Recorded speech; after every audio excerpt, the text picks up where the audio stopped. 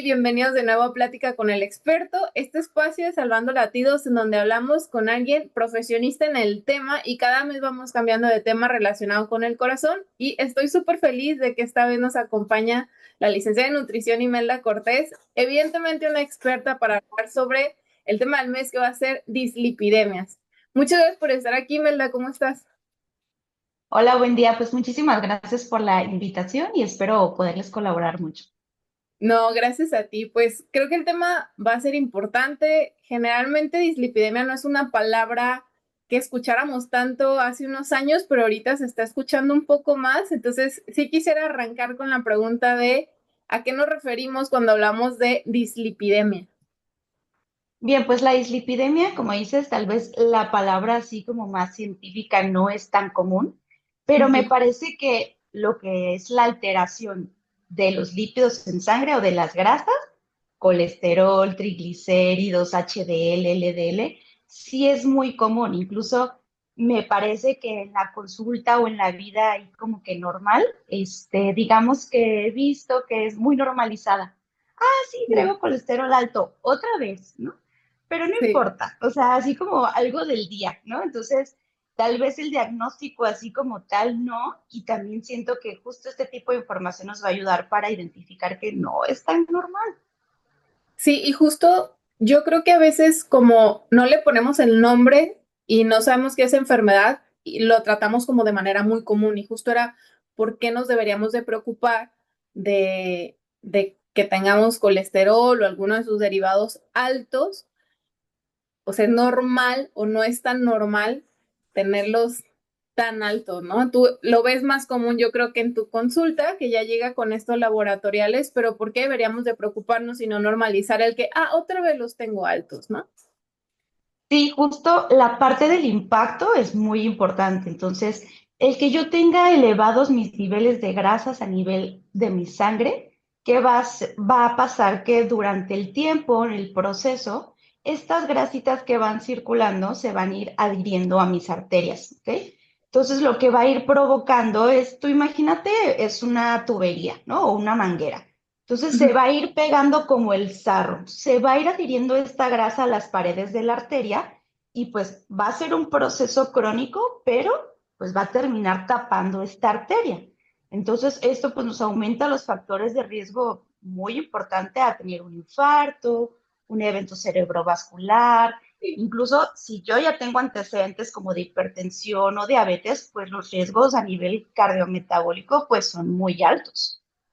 Ahora, casi todos conocemos que grasas elevadas en sangre quiere decir que probablemente me va a tener alguna de estas complicaciones, ¿no? Como que no le damos tanta Ujú. importancia. Pero desde tu lado de nutrición, muchas veces creemos que ciertos alimentos no tienen grasas, hay otros que tienen más y como que cortamos todos esos.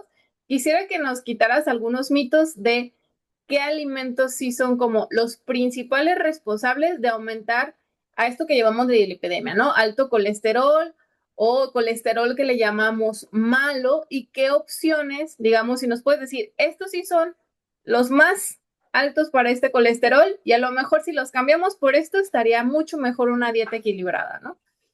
Claro, como todas las preparaciones también influyen mucho. Entonces, todas las preparaciones que conlleven mucho aceite, aceite vegetal como empanizado, frito, capeado, pues va a elevar mucho el consumo de grasas. Entonces, cualquiera de las preparaciones de este tipo, pues va a implicar un riesgo.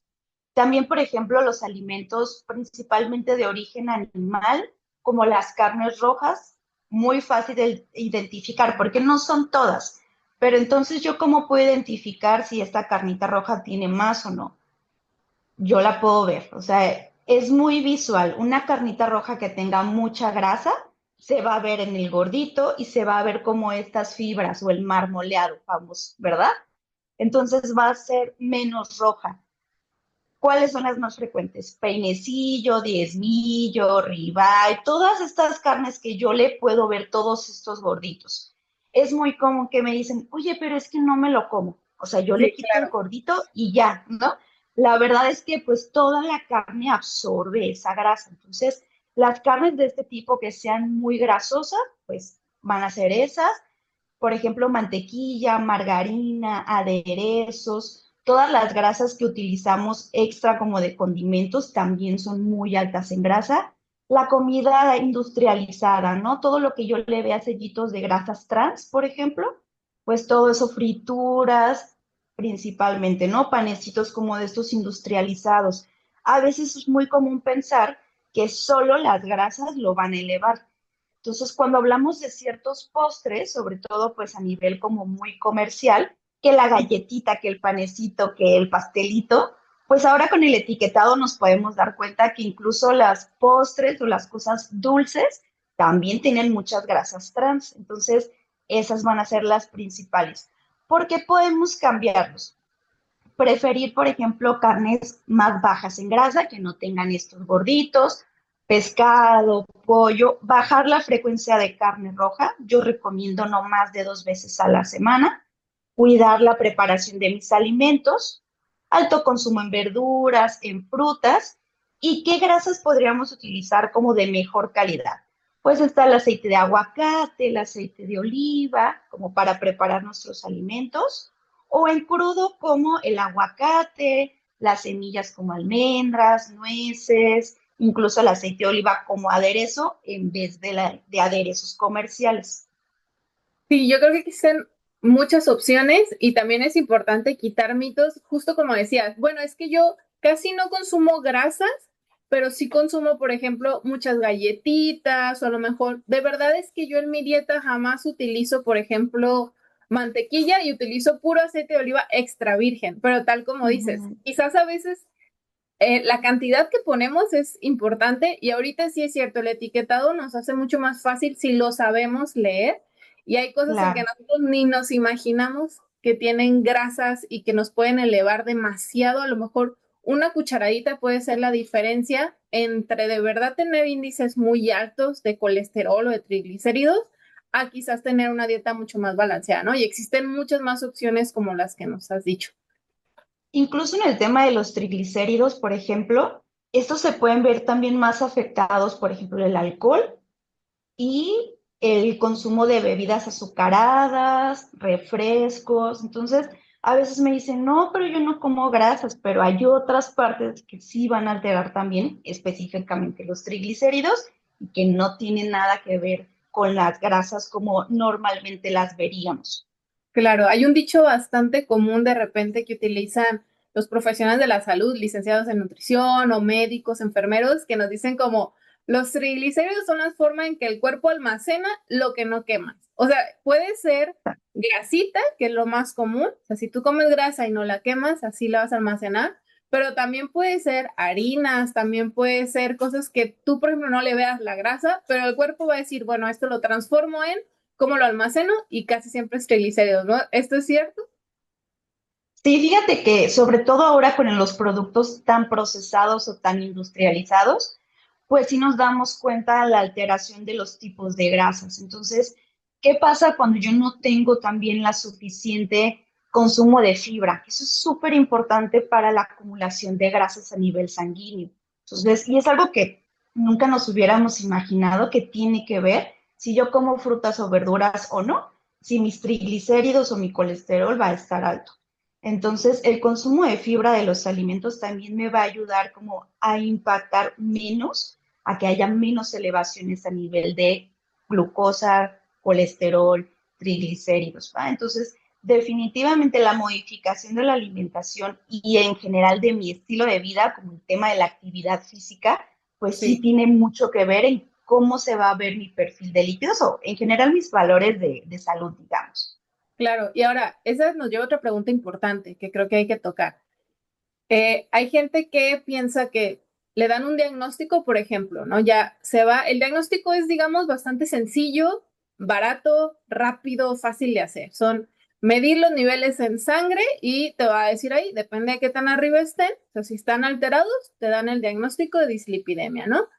Digamos que eso es en general. Ahora, si llegan contigo, por ejemplo, a la consulta, que sea lo ideal, ¿no? Ya tienes estos niveles muy alterados de grasas y te dicen, bueno, ya voy a hacer dieta. ¿Se puede solo con dieta nivelar estos eh, triglicéridos o colesterol? tan altos que se tiene o no es posible? Como todo, depende del paciente, ¿verdad? Depende de su contexto, por ejemplo, si ya tiene otras enfermedades, hipertensión, diabetes, si es la primera vez que sucede, si ya tiene un historial y antecedentes familiares que también impactan. Entonces, y también dependerá del nivel de alteración de estas grasas o de este colesterol. No es lo mismo traer ligeramente elevado mi colesterol o mis triglicéridos a traerlo al doble o al triple, que uno pensaría que no pasa, pero es muy común. Entonces, dependerá el grado de la dislipidemia, los antecedentes familiares y pues todo su estilo de vida. Hay pacientes que si no es muy elevado, si es básicamente modificar alimentación, igual recomendaciones con el ejercicio y todo, y sí se controlan muy bien.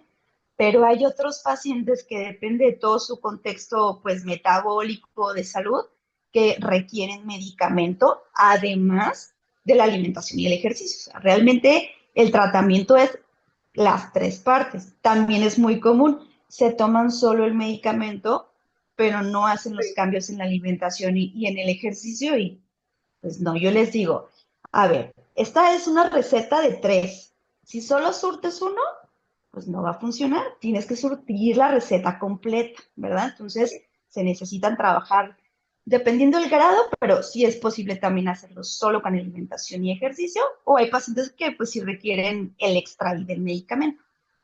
Sí, claro, y aparte, justo como dices, es importante saber que todas las enfermedades en general necesitan más de un profesional de la salud. O sea, y yo digo en general, pero estoy segura que todas necesitan por lo menos dos, ¿no?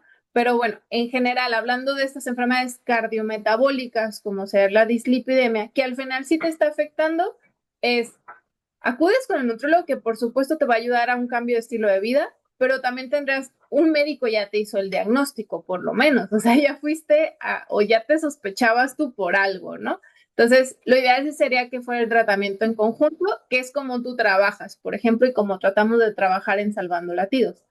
Ahora, casi no todos los pacientes llegan y dicen, sí, yo creo que yo tengo dislipidemia, ¿no? Porque de repente tenemos estos mitos en donde la mayoría de los mexicanos creemos que nos alimentamos decentemente y que por tener cierta composición corporal estamos más o en menos riesgo, ¿no? No sé si a ti te toque un poco más decir, doctora o nutróloga, yo no sé por qué yo tengo estos niveles, si de verdad que yo me cuido mucho y yo me veo delgada y yo no he subido de peso, incluso he bajado de peso y a mí no me dolía nada y de repente me dijeron que tenía dislipidemia.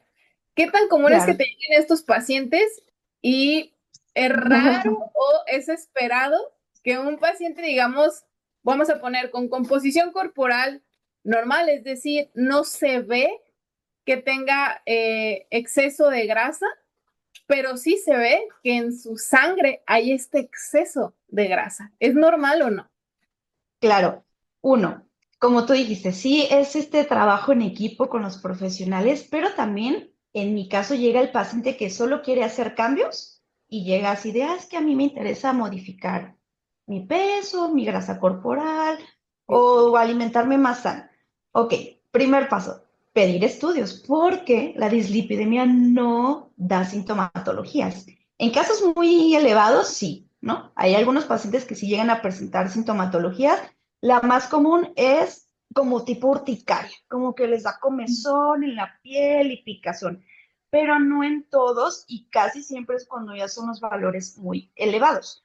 Entonces, no da síntomas, no avisa que eso está alterado. Entonces, por eso es importante y por eso yo, si es un paciente que ya viene referido del médico y ya viene con alteración, pues bueno, ya sabemos. Pero si no, paso uno, estudios de laboratorio, ¿va? Porque muchas cosas pues no se habitan hasta pues ya muy adelante. Entonces, ese es el paso uno, hacerte tu perfil. Y sí, es muy común que vienen por otra cosa, por ejemplo, aumento de masa muscular y a ver, vamos checando estudios y sorpresa, ¿sí? No depende tampoco del tema de la composición corporal o la estructura física o el tamaño de la persona o del peso, no depende de eso, porque hay pacientes que no pueden tener ninguna alteración de este tipo a nivel físico, pero que igual su alimentación no es saludable y que al hacer los estudios nos damos cuenta que pues, sus valores de colesterol son altos, triglicéridos también. La verdad es muy común que los pacientes, incluso que uno pensaría que no tiene estas alteraciones o que se consideran ellos sanos, tengan estas alteraciones. Entonces, sí es bien importante, por eso la parte preventiva de tomarnos nuestros estudios. Y más cuando pues vamos a recibir alguna alimentación diferente o a recibir una atención, ¿no? Entonces, siempre es bien importante pues evaluar completo al paciente. Claro, y aparte hay cosas que nos olvidamos, ¿no? La causa número uno de tener estas alteraciones en grasas es, por supuesto, un mal estilo de vida, que principalmente la alimentación y, bueno, sedentarismo, no hacer actividad física, etcétera. Y también hay otro importante que como mexicanos nos pega, que es la carga genética, ¿no? Entonces hay personas que ya nacen con una alteración, digamos, en los que hacen la conversión de estas grasas, y tú puedes ser una Claro. persona perfectamente sana, atleta de alto rendimiento, si tú quieres, joven, delgado, en composición corporal y todo, y puedes tener elevados, generalmente es triglicéridos, ¿no? Pero pueden ser triglicéridos y colesterol. Entonces, digamos que esto es un mito intenso y en México, solo con haber nacido mexicanos, ya estamos en riesgo. Entonces, sí, lo ideal sería pues que lleguen a ti como nos gusta, que es sin ninguna alteración y sin ningún síntoma, a lo mejor darles una sorpresa de que todo sigue bien, te voy a seguir tratando para que esto continúe por muchos años. Y si ya tienes la alteración, como dijimos, no duele, no se ve, no es como que vayas a tener alguna, hasta que tengas complicaciones sumamente graves, ¿no?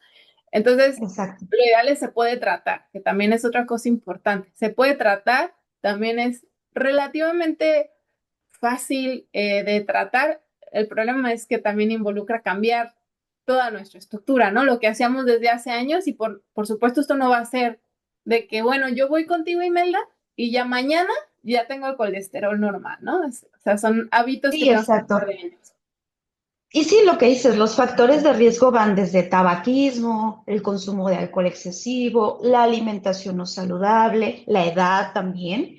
Incluso hay diferencias. Por ejemplo, los hombres suelen ser más propensos a desarrollarla, pero las mujeres después de la menopausia aumentan mucho su riesgo. Entonces, pues es importante que las dos poblaciones estemos pendientes de nuestros estudios y que sean de forma preventiva, cada año tal vez, o pues, si ya vamos a recibir una atención, pues sí hacer la evaluación completa. Entonces, y la parte genética, ¿no? Realmente los mexicanos ya formamos parte de esta población de alto riesgo pues, de muchas enfermedades cardiovasculares, pero pues también de esas alteraciones como la dislipidemia. Entonces, si yo ya tengo una carga genética, como la mayoría tal vez, pues tengo más probabilidades de desarrollarla. No es como que la herede, pero sí que tengo más probabilidades y probablemente si no tengo una alimentación tan saludable o todos estos valores afectados, pues sí se va a adelantar la producción o este desarrollo de estas alteraciones. Perfecto. Pues creo que ya hemos hablado desde aquí llamamos dislipidemia, los mitos que generalmente se tienen acerca de las personas que las pueden padecer o no, la alimentación y la importancia de hacerlo esto. Me gustaría ver, para cerrar la plática, que nos des una última recomendación desde el lado de nutrición, de quizás cómo prevenir que desarrollemos este tipo de enfermedades desde casa. O sea, sé que lo ideal sería que fuéramos en una atención con un profesionista de la salud, que fuéramos contigo o que fuéramos con algún nutriólogo, tengamos o no la enfermedad, pero ¿cuáles serían, por ejemplo, los primeros tips que nos darías para empezar algo desde casa, el cambio básico? Yo creo que el paso uno es modificar mi lista de súper o modificar los alimentos que yo tengo disponibles en casa. Entonces, con el tema, por ejemplo, de la preparación de los alimentos, disminuir mucho el consumo de las grasas en general. Y si ya voy a utilizar grasas para cocinar mis alimentos, pocas cantidades, que no someta a mucho calor o a mucho tiempo ahí al aceite con los alimentos. Entonces, evitar frito, empanizado o capeado, evitar el utilizar productos como mantequilla, margarina, crema, aderezos, preferir grasas saludables como aguacate, aceite de oliva, e incluso el aceite de aguacate también es muy bueno para cocinar. Entonces, modificar un poco ahí el tipo de aceites que utilizo, la forma y la cantidad. Yo sí recomendaría eliminar el consumo de embutidos, jamón, salchicha, chorizo, tocino, todos estos productos procesados. Si puedo bajar la frecuencia de carne roja, ayudaría mucho. Preferir más pescadito, pollito y los pescados que me van a ayudar o los alimentos que son más altos en grasas saludables que me van a ayudar a regular o a mantener un perfil de lípidos más saludable.